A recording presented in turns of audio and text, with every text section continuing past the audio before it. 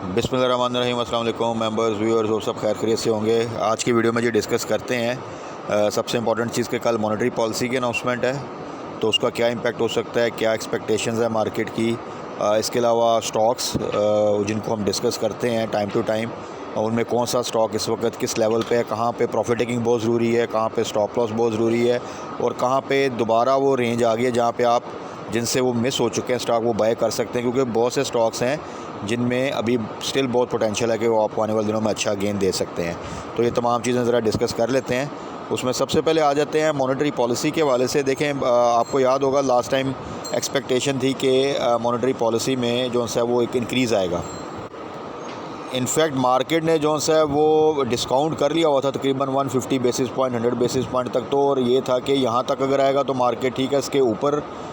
200 basis point भी जा सकता है या उससे ज़्यादा भी, लेकिन सरप्राइजिंगली वो अनचेंज रहा। और उसके बाद से आपने देखा कि अब ये जो कल मॉनेटरी पॉलिसी की अनाउंसमेंट आनी, इसमें ज़्यादातर मार्केट जो है वो एक्सपेक्ट कर रही है कि अनचेंज रहेगा और कुछ उसमें कमी भी आ सकती है।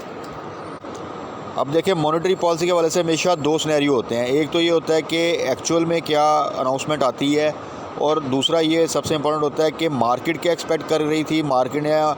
अगर कोई इंक्रीज़ एक्सपेक्ट कर रही थी तो मार्केट वो ऑलरेडी डिस्काउंट कर चुकी है, तो फिर क्या वो जो इंक्रीज़ है वो जो एक्सपेक्टेशंस के से कम आ रहा है तो मार्केट एक बाउंस बैक करती है। अगर एक्सपेक्टेशन से ज़्यादा आ रहा है तो मार्केट फिर प्रेशर लेती है। तो ये सिनेरियो डेवलप होता है। अब इस दफ़ा क्योंकि मार्केट एक्सपेक्ट कर रही है कि अनचेंज तो फॉर श्योर है, ये भी पॉसिबिलिटी है कि वो डिक्रीज़ होगा,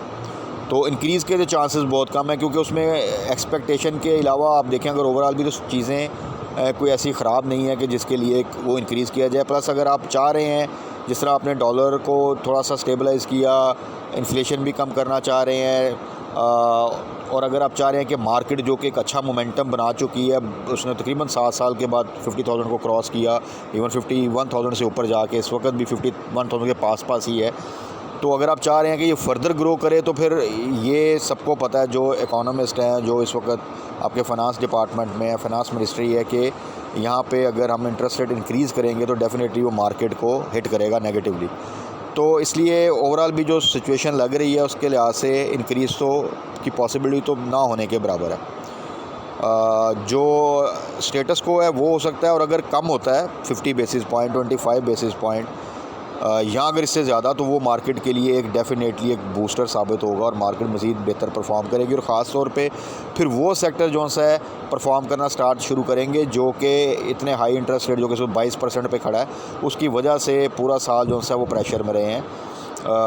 तो वो सेक्टर आपको परफॉर्म करते हुए नज़र आएंगे।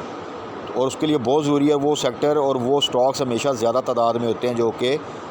PSX में, जो कि आपके मॉनेटरी पॉलिसी के ऊपर डिपेंड करते हैं, और इसके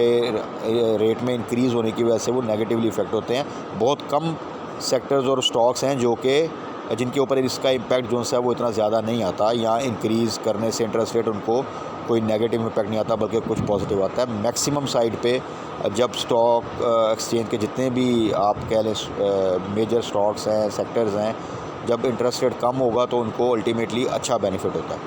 तो लेट्स होप फॉर गुड, और उम्मीद यही है कि ये एक और बूस्ट मार्केट को मिल सकता है, और फिर नेक्स्ट वीक में हमारे लिए एक और अच्छा चांस होगा कि हम मज़ीद जो है कुछ ना कुछ अच्छा प्रॉफिट गेन कर सकें। अब थोड़ा सा आ जाते हैं मार्केट की तरफ, तो उसमें देख लेते हैं जी। KSE 100 इंडेक्स ने जो फ्राइडे को क्लोजिंग दी वो 241 पॉइंट की नेगेटिव क्लोजिंग दी, और जो इंडेक्स है आपका वो 50,943 पे जो है वो क्लोज़ हुआ। जो हाई लगाया था उसने वो 51,269 का था, और जो लो लगाया था वो 50,834 का था। तो उसमें अगर आप देखें तो ज़्यादा जो कंट्रीब्यूशन की वो IT सेक्टर ने की, स्टॉक्स ने, सिस्टम ने। इसके अलावा ऑयल एंड गैस सेक्टर भी थोड़ा सा डाउन साइड पे था। रीज़न ये थी कि उनके रिज़ल्ट आए थे, और रिज़ल्ट में आपको डेफिनेटली अर्निंग तो ठीक थी बट कोई पे आउट नहीं था, कोई एक्स्ट्रा ऑर्डनरी जिसे कहते हैं कि ग्रोथ नहीं थी अर्निंग में, लेकिन ग्रोथ थी ऑल दो के अगर आप पिछले उसको रिलेट करें ईयर से, तो वो एक डेफिनेट आपको पता है कि उस दिन फिर उन स्टॉक्स में प्रेशर आता है, और वही चीज़ हमने IT सेक्टर में देखी। और ये उससे पहले हमने वीडियो में भी डिस्कस किया था कि वो एक थोड़ा सा प्रेशर आप फील करेंगे, और जो ग्रेजुअल एक अपसाइड मूवमेंट आई हुई थी, यानी कि आप देखें सिस्टम जोन है वो 400 से ग्रेजुअली 430 तक आ चुका था तकरीबन, तो उसमें फिर डेफिनेटली वो एक डिप आया। इसी तरह नेट सोल जो है वो भी 84-85 तक आ गया था, 79-78 को टच करके, एवियन 48 को टच करके 54 तक आ गया था। तो सब ने एक थोड़ा सा प्रेशर जो है वो लिया, लेकिन इंशाल्लाह ताला ये दोबारा से आगे जो है इनमें इम्प्रूवमेंट आ जाएगी। प्लस क्योंकि मॉनेटरी पॉलिसी में इंटरेस्ट रेट जो है वो ज़्यादातर चांसेस ये हैं कि डिक्रीज़ होगा, स्टेटस को रहेगा। तो एक आपका ENP सेक्टर जिसमें OGDC PPL है, ये वो सेक्टर है कि जो अगर इंटरेस्ट रेट इंक्रीज़ होता है तो इनको कोई नेगेटिव इम्पैक्ट नहीं आता, और एक IT सेक्टर को भी कोई ख़ास नेगेटिव इम्पैक्ट नहीं आता। तो उस लिहाज से इंशाल्लाह ताला उम्मीद है कि आने वाले जो वीक है इसमें आपको IT सेक्टर क्योंकि अपना फिर उन्हीं प्राइस पे आ जाएगा जहाँ से एक स्ट्रॉन्ग सपोर्ट मिलती है और वहाँ से फिर वो बाउंस बैक करते हैं। तो इंशाल्लाह ताला IT सेक्टर जो है अगेन इट्स एन अपॉर्चुनिटी कि वही रेट जो कि अच्छे बाइंग रेट होते हैं वहाँ पे अगर आपको स्टॉक मिल रहा है और आप पहले नहीं IT सेक्टर में वो इन्वेस्ट कर सके या आपसे मिस हो गया तो आप दोबारा उसमें चांस ले सकते हैं, क्योंकि अल्टीमेटली यहाँ से आगे फर्दर जो है वो ग्रोथ आएगी और कौन से लेवल्स हैं वो हम साथ साथ डिस्कस करते रहते हैं। तो मार्केट के वाले से कल के लिए तो मेजर न्यूज़ तो जो है वो मॉनेटरी पॉलिसी, और डेफिनेटली वो मार्केट क्लोजिंग के बाद ही नॉर्मली आती है, तो उसका असल इम्पैक्ट जो है वो आपको ट्यूसडे को देखने को मिलेगा। लेकिन जैसा कि मार्केट पार्टिसिपेंट जो है वो एक्सपेक्ट कर रहे हैं कि स्टेटस को या डिक्रीज़ भी हो सकता है, तो फिर कल की मार्केट भी आपको उसके अकॉर्डिंगली मूव करती नज़र आएगी। तो अब आ जाते हैं ज़रा स्टॉक्स की तरफ जिनको हम वीकेंड पे डिस्कस करते हैं। उसमें ऑयल एंड गैस में OGDC तकरीबन आप कह लें 9900 की प्राइस के बीच में है इस वक्त। आप सबको ही पता है 95 के पास उससे नीचे जाए तो बाय है, 105 से जब ऊपर क्लोजिंग देगा तो वहाँ पे प्रॉफिट टेकिंग है, और 103 104 पे जब क्लोजिंग आए तो 100 का स्टॉप लॉस लगा के होल्ड करना है। जिन्होंने तो स्टॉप लॉस लगाया हुआ 100 का वो हिट हो गया है, वो वेट करें। अगर ये 97 96 से नीचे आता है तो वहाँ पे बाय है, तब तक आपने वेट करो। जिन्होंने स्टॉप लॉस नहीं लगाया था वो वेट करें, इंशाल्लाह ताला ये दोबारा आपको 100 प्लस की प्राइस जो है वो देगा, तो वहाँ पे आप फिर अगर प्रॉफिट टेकिंग करना चाहें पार्शल तो वो बिल्कुल कर सकते हैं। PSO को टारगेट किया था जी 132-130 के दरमियान जब इसका रिज़ल्ट आया था। Result is very good. So next quarter के लिए स्ट्रेट फॉरवर्ड इसमें एक अच्छी गेन मिलेगा। 140 तो क्रॉस अभी कर गया था, 143 आई थिंक टच करके आया है, तो 150 ईज़िली आपको ये जाता हुआ नज़र आएगा इंशाल्लाह ताला आने वाले चंद हफ्तों में। तो PSO को आप बिल्कुल जो है वो टारगेट कर सकते हैं। अभी तो ये तकरीबन थोड़ा सा वहाँ से 130 से ऑनवर्ड एक मूव बना चुका है, तो अगर 135 से नीचे आए तो वहाँ पे आप दोबारा इसको जो है वो बाय कर सकते हैं। PRL on the other hand 18 का स्टॉप लॉस लगाएं अब इसको, यहाँ 17.5 ये दो स्टॉप लॉस आपके ज़रूर होने चाहिए। स्टॉप लॉस के बगैर इसको होल्ड ना करें, क्योंकि ये जो लेवल्स हैं 18 से ऊपर यहाँ पे इसकी प्रॉफिट टेकिंग बनती है, यहाँ पे बाइंग नहीं बनती। सो PRL की बाइंग तब बनती थी जब ये 14 से नीचे गया था, और तब हमने इसको डिस्कस किया था। तो यहाँ पे अब अगर पॉजिटिव मूवमेंट बनी हुई है दो कि यहाँ से इसके पास चांस है कि ये इस दफ़ा जो है वो 19 भी क्रॉस कर सकता है, 20 से ऊपर भी जा सकता है, लेकिन रिस्क जो है ना वो इस वक्त जब 18 से ऊपर हो तो वो काफ़ी इंक्रीज़ हो जाता है, तो इसलिए यहाँ पे इसमें बाइंग करना थोड़ा सा रिस्की होता है। तो स्टॉप लॉस के साथ होल्ड करें और बाइंग अभी अवॉइड करें। उसके बाद आ जाएं जी पावर सेक्टर में। हबको ने फिर आपको पता है जो है वो पे आउट भी दे दिया, प्राइस भी इस वक्त बहुत ज़बरदस्त है, तो 90 का स्टॉप लॉस लगा के होल्ड करें। बल्कि इसको आप लॉन्ग टर्म जैसा कि हमने प्लान किया था लॉन्ग टर्म रखें। हाँ, स्टॉप लॉस लगाना थोड़ा बेहतर होता है, बट ये है कि इसको एक्स होने दें, अवेल करें। आपने पीछे भी जितने आए थे क्वार्टर्स में पे आउट वो सब अवेल किए, एक्स हुआ ये, और एक्स होने के बाद ना सिर्फ प्राइस रिकवरी दी बल्कि फ़र्दर गेन करता हुआ आप देखें कि 65 से हमने इसको टारगेट किया था, और उसके दरमियान में 4 क्वार्टर तकरीबन आ चुके हैं, और 4 क्वार्टर्स में आप देखें तो हर क्वार्टर में पे आउट भी आया है और प्राइस भी जो सी है ना सिर्फ रिकवर हुई बल्कि इस वक्त जो सी है आप देखें तो तकरीबन 100 को टच करके आई है, तकरीबन 98 99, और वहाँ पे आप देखें तो हर लिहाज से आपको बेस्ट इन्वेस्टमेंट के तौर पे जो है वो सामने आया है विद मिनिमम रिस्क। तो ऐसे स्टॉक जो से होते हैं जो कि पे आउट भी देते हैं, कंसिस्टेंट पे आउट देते हैं, मल्टीपल पे आउट देते हैं, वो हमेशा अच्छे होते हैं, लेकिन देख लें कि थोड़ा सा वेट करना पड़ता है। एक टाइम था जब आपको काफ़ी टाइम जो है वो 62 65 और इवन 60 से 70 के दरमियान काफ़ी महीने जो है वहाँ पे घूमता रहा, बट वही एक पेशेंस टेस्ट होता है, और वही वहाँ पे ही एक गाइडेंस थोड़ी सी चाहिए होती है जो कि मैं अपनी तरफ से देता रहा कि इसको आप होल्ड करें, लॉन्ग टर्म के लिए लें, और ये आपको मल्टीपल पे आउट्स भी देगा और साथ में कैपिटल गेन भी देगा, और अल्लाह का फजल है कि वैसा ही हुआ। तो ऐसे स्टॉक्स जो से होते हैं वो अपॉर्चुनिटी होते हैं, जब कभी लो साइड पे जाएं तो उनमें इन्वेस्टमेंट हमेशा आपको जो है वो फ़ायदा देगी। इसी तरह मिल्लत है, मिल्लत को भी आपको याद होगा टारगेट किए काफ़ी अर्सा हो गया, फिर इसने बोनस दिया 50%, फिर एक्स हुआ, एक्स होने के बाद काफ़ी अच्छी प्राइस रिकवरी दी, डिप भी आते रहे, बट अभी भी अगर आप देखें तो ये 450 से ऊपर खड़ा है, और इसमें अभी भी वही स्ट्रेटजी है कि 450 का स्टॉप लॉस लगा के रखें, और अगर 4 वहाँ से हिट होता है दोबारा 420 से नीचे आता है, जिस तरह के पहले एक दफ़ा आया था, वहाँ पे बाय है।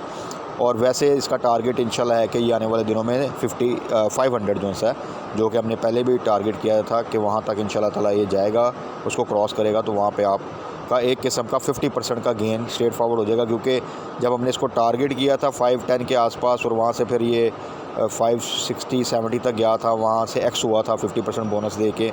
तो फिर अगर ये 500 की वही प्राइस दोबारा आता है 510-500 पे, तो सीधा सीधा आपका 50% का गेन बन जाता है। उसके बाद आ जाएँ जी मिचल्स ने रिसेंट एक रैली बनाई, इसको भी हमने टारगेट किया था, साइड आइटम था, काफ़ी अर्सा जो सा वो एक मखसूस प्राइस पैन में घूमता रहा, तकरीबन 75 to 85 आप कह सकते हैं, और उसके बाद इसने एक वर्टिकल रैली बनाई और 117 को टच करके जो सा ये वापस आया, और उसमें आप सबको याद होगा प्रॉपरली गाइड किया था कि कहाँ पे स्टॉप लॉस लगाना है, पार्शियल प्रॉफिटिंग ज़रूर करनी है। और उसके बाद जब 90 से नीचे आया था ये 88-89 को, तो दोबारा कहा था कि यहाँ से आप दोबारा आप बाई बैक कर सकते हैं, या अगर आप ऐड करना चाहते हैं तो एवरेज कर सकते हैं। और अभी 93 पे है तकरीबन, तो 93-94 ये प्राइस रेंज भी ठीक है, लेकिन अगेन 90 से बिलो आए तो बाय है, और इंशाल्लाह आने वाले दिनों में ये दोबारा आपको 100 से ऊपर की प्राइस देगा, और इंशाल्लाह उम्मीद है कि जो इसके रिज़ल्ट में इम्प्रूवमेंट आ रही है, इसी तरह अगर चलता रहा तो ये दोबारा जो नेक्स्ट वर्टिकल रैली बनेगी इंशाल्लाह ये 120 से ऊपर की प्राइस देगा, तो इसको भी जो सर आप होल्ड करें। अब आ जाएं जी एक और सेक्टर जिसको हमने पिछले कुछ हफ़्तों से या महीने से टारगेट किया है, वो है फार्मास्यूटिकल सेक्टर, और बड़ा राइट टाइम पे टारगेट किया है, और उसमें माशाल्लाह हमें अच्छा गेन भी मिला है। उसमें 3 स्टॉक्स को जो सा था हमने ज़रा ज़्यादा फोकस किया था। उसमें सबसे पहले तो फ़िरोज़ था, और जब हमने इसको टारगेट किया था 150 से नीचे, उसके बाद इसने माशाल्लाह ज़बरदस्त रैली बनाई, 180 तक आया है, अभी भी 170 से ऊपर है। और उसमें फिर ये भी फर्दर डिस्कस कर लिया था लास्ट वीडियो में कि 175 का स्टॉप लॉस लगा के रखें, हाफ़ क्वांटिटी का कम से कम। तो जिनका वो स्टॉप लॉस हिट हुआ है वो वेट करें, अगर 170 से नीचे जाता है तो वहाँ पे दोबारा इसको बाय बैक करेंगे, अदरवाइज़ जो बाकी क्वांटिटी पार्शल आपके पास है उसको होल्ड करें। टारगेट इंशाल्लाह ताला है कि ये 200 की प्राइस को टच करेगा। तो अभी भी फ़िरोज़न लॉन्ग टर्म के लिए बेहतर है। हाँ, शॉर्ट टर्म के लिए अगर डिप लेता है तो वहाँ पे आप बाय कर सकते हैं। उसके बाद अच्छी वैल्यू में हमने एबर्ट को टारगेट किया था, उस वक्त ये 370 पे था जब इसको मेंशन किया था। उसके बाद ये 410 लगा के अभी दोबारा 400 के पास आ चुका है। तो इसमें भी स्ट्रेटजी 400 से नीचे है तो बिल्कुल इसको आप बाय करें। पोटेंशियल इसमें बड़ा इजी टारगेट है, 500 प्लस आपको मिल जाएगी प्राइस, थोड़ा सा होल्ड करना पड़ेगा, और बड़ी स्ट्रॉन्ग कंपनी है, मल्टीनेशनल ग्रुप है। सो एबर्ट ये भी एक अपॉर्चुनिटी है कि अगर आपको 400 से नीचे मिले, बल्कि कुछ अर्सा पहले तो ये जब 470 पे हमने डिस्कस किया था वहाँ से तो देखें तो ऑलरेडी तकरीबन 40 का पॉइंट्स का गेन किया इसने, और अभी थोड़ा सा डिप लेके नीचे आया है। तो एबर्ट को आप 400 से नीचे बिल्कुल टारगेट कर सकते हैं, किसी किस्म की वरी की बात नहीं उसमें।